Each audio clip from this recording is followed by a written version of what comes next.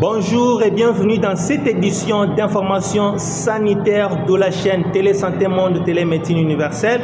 Au sommaire des informations santé, les grandes actualités sanitaires qui ont dominé les mois précédents de janvier jusqu'en avril, et puis la synthèse d'informations sanitaires hebdomadaires de la semaine du 13 au 19 mai 2024. Bonjour.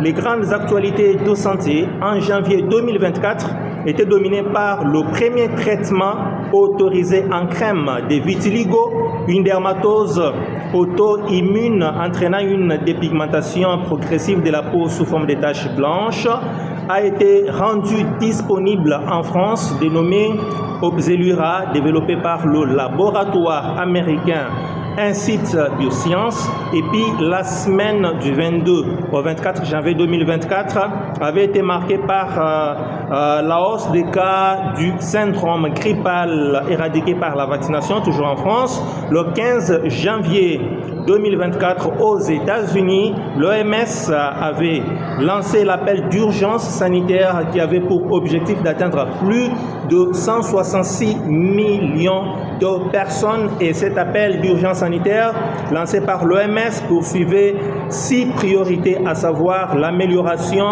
de l'accès aux soins, riposter aux épidémies, la préparation opérationnelle aux catastrophes naturelles, améliorer la gestion de la chaîne d'approvisionnement sanitaire, la vaccination et l'autonomisation des communautés locales. Pendant qu'en RDC, au Maniema, des personnels de santé avaient été sensibilisés sur la désinformation sanitaire.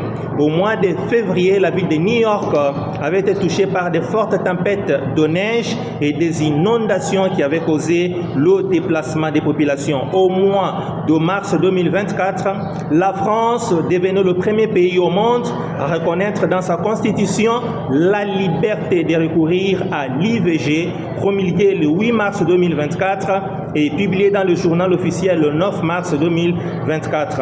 En avril 2024, le 1er avril de l'année en cours, le cannabis récréatif avait été légalisé en Allemagne, où les adultes peuvent fumer du chanvre en milieu récréatif.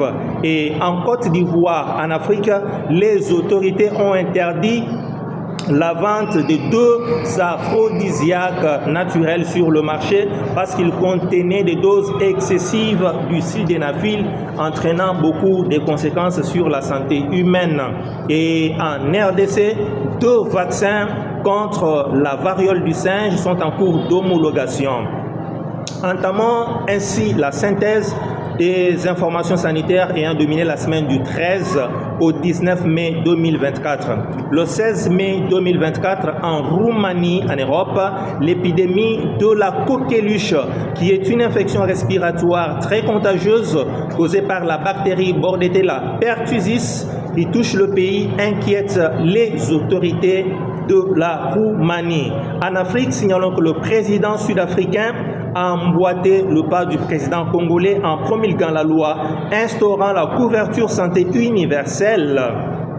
Et le 17 mai 2024 était la journée mondiale de l'hypertension artérielle. L'hypertension artérielle, en fait, qui est une augmentation des chiffres tensionnels au-delà des valeurs normales et des valeurs normales qui dépendent de l'âge. Pour éviter, soit prévenir l'hypertension artérielle, il est recommandé d'éviter l'excès du sel dans notre alimentation, éviter les boissons contenant de la caféine, éviter des médicaments qui contiennent de la caféine, éviter de boire du café en excès, éviter de l'alcool, du tabac et de la sédentarité, c'est-à-dire qu'il faut faire des exercices physiques.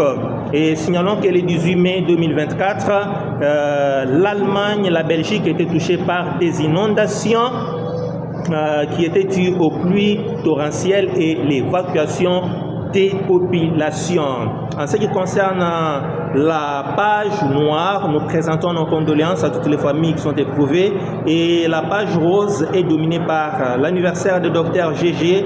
Nous lui présentons toutes les merveilles du monde. Et avant de clore notre édition d'information sanitaire, nous informons au monde médical le nouveau appareil qui est apparu pour détecter le cancer de la peau appelé mélanome à Riga en Lettonie, c'est-à-dire à l'université de Lettonie. Alors voilà, ça en est fini avec notre édition d'information sanitaire. Pour ceux qui ne le savent certainement pas encore, Télé Santé Monde, c'est en fait une chaîne YouTube dont la vision est de devenir une chaîne de télévision d'information sanitaire, d'éducation sanitaire, et où les opérations doivent commencer à passer en ligne. Les cours médicaux, la vision est que ces cours médicaux passent en ligne. Vous êtes dans les différents pays, vous pouvez suivre les cours médicaux d'un professeur qui est aux États-Unis, qui est en France, qui est en Belgique, qui est en Afrique, et aussi rapprocher les patients de leurs soignants via la télémédecine universelle. Et pour atteindre nos objectifs, nous avons besoin du soutien de tout le monde. Nous ne pouvons pas terminer cette édition d'information sanitaire sans présenter nos salutations à toutes les autorités de l'Organisation mondiale de la santé dans le monde, à tous les médecins dans les 5 continents, et aussi au comité directeur de l'hôpital Robert Debré d'Ambroise, à Madame Patricia et à tout le monde. Nous présentons nos salutations au docteur Jamel Semani, docteur Wagner Mangunda, à tous les personnels de l'hôpital où nous sommes affectés, l'hôpital général de référence de Kitambo. Nous sommes à Kinshasa, la capitale de la RD Congo, les personnels de l'hôpital général de référence Gombe Matadi, des cliniques universitaires de Kinshasa, de Mamayemo, de tous les hôpitaux du monde. Nous saluons tous les personnels de santé, que vous soyez médecins, infirmiers ou techniciens. Télé Santé Monde, c'est votre chaîne d'information sanitaire, de bonnes informations vérifiées. Likez, abonnez-vous et partagez cette information sanitaire. Merci de nous avoir suivis. Dr Kweto Ilondo Joy pour les comptes de Télé Santé Monde. Merci de nous avoir suivis. Bonne suite d'informations dans nos prochaines éditions. Merci, bon après-midi et à la prochaine occasion. Merci.